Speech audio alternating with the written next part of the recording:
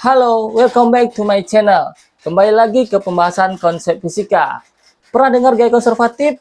Apa bedanya dengan gaya non-konservatif?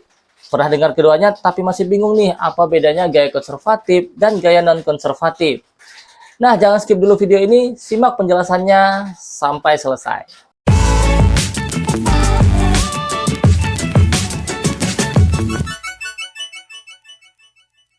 Ketika kita mempelajari materi usaha dan energi, kita biasanya menemukan pembahasan gaya konservatif dan gaya non-konservatif.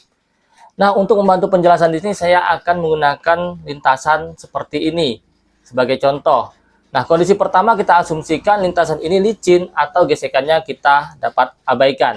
Nah, kemudian kita ambil contoh mobil-mobilan ini atau mobil mainan ini, kita luncurkan dari posisi, kita anggap ini posisi awal, ya, initial pointnya atau posisi 1. Nah, kemudian kita luncurkan seperti ini. Nah, pertanyaannya adalah gaya apa yang terlibat usaha dari sistem lintasan ini? Atau saya ulangi lagi, gaya apa yang usahanya terlibat terhadap sistem ini? Ya, usaha oleh gaya gravitasi menjadi satu-satunya gaya yang memiliki usaha atau terlibat usahanya pada sistem ini. Nah, ketika mobil-mobilan ini meluncur, di posisi awalnya di sini, benda memiliki yang namanya energi potensial.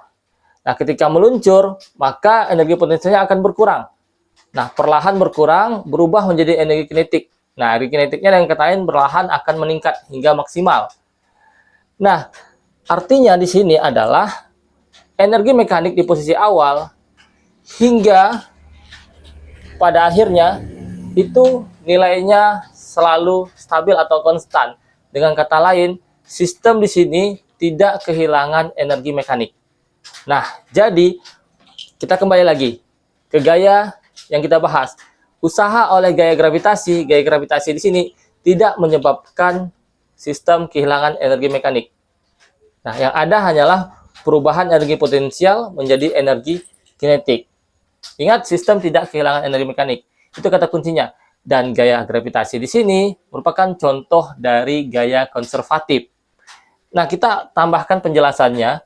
Untuk gaya konservatif di sini, gaya gravitasi contohnya itu tidak bergantung pada lintasan, ya, tidak bergantung pada lintasan.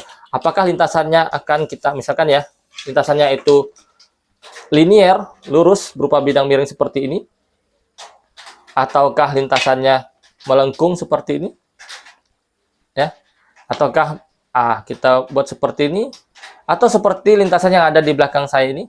Nah, misalkan ini initial pointnya posisi awal, ya, kemudian meluncur hingga ke ujung lintasan di sana, maka usaha oleh gaya konservatif di sini, gaya gravitasi contohnya, itu tidak bergantung pada bentuk lintasan, dia hanya melihat atau bergantung pada titik awal dan titik akhir.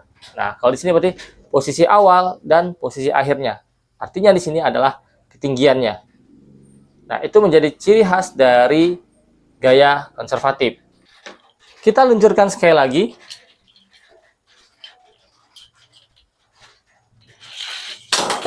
Masih dengan kondisi pertama, kita asumsikan lintasan licin atau gesekannya dapat kita abaikan. Nah, tadi kita sudah jelaskan bahwa sistem tidak kehilangan energi mekanik. Nah, perubahan energi potensial semata-mata berubah menjadi energi kinetik. Nah, artinya berlaku hukum kekalahan energi mekanik, sehingga secara matematis kita bisa gunakan persamaan seperti ini. Nah, dengan kata lain, kita dapat menentukan berapa kecepatan mobil-mobilan tersebut pada ujung lintasan di sini dengan mengukur perbedaan ketinggian posisi awal dengan ujung lintasan. Nah, sehingga kita akan dapatkan penurunan persamaannya pada akhirnya akan seperti ini.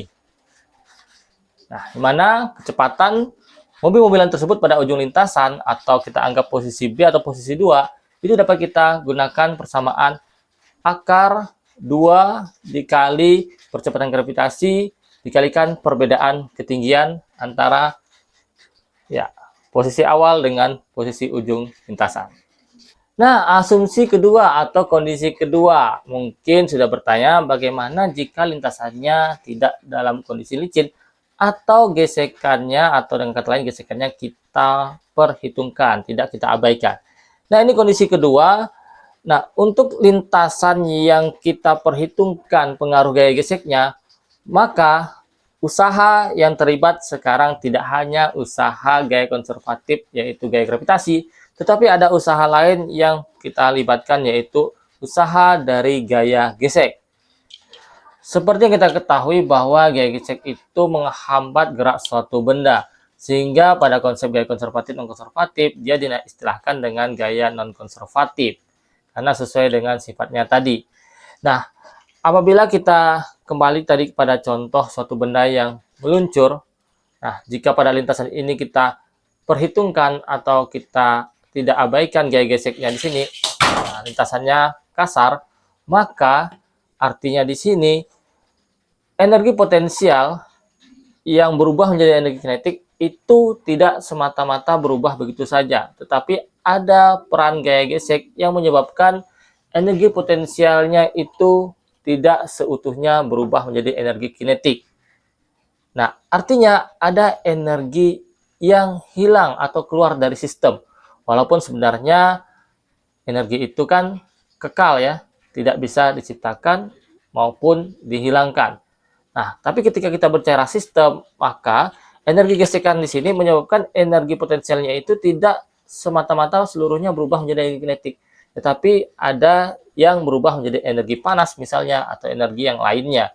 Sehingga di sini berarti dengan kata lain juga energi mekaniknya mengalami berkurangnya energi mekanik pada sistem. Jadi sistem mengalami kehilangan energi mekanik. Dari penjelasan tadi maka dapat kita prediksi juga berarti untuk lintasan yang kasar pada ketinggian yang sama, perbedaan ketinggian yang sama ya, maka mobil-mobilan ini kecepatan pada ujung lintasannya juga tidak sebesar ketika lintasannya kita anggap licin.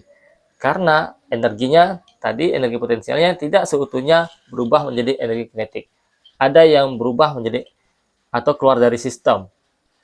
Nah, untuk persamaan matematisnya bagaimana? Maka persamaan matematisnya bisa kita gunakan seperti ini. Maka ada usaha oleh gaya gesek menyebabkan perubahan energi mekanik. Nah, sehingga energi mekanik di awal dengan energi mekanik di akhir itu ada selisih. Nah, yang menyebabkan selisihnya adalah usaha oleh gaya gesek.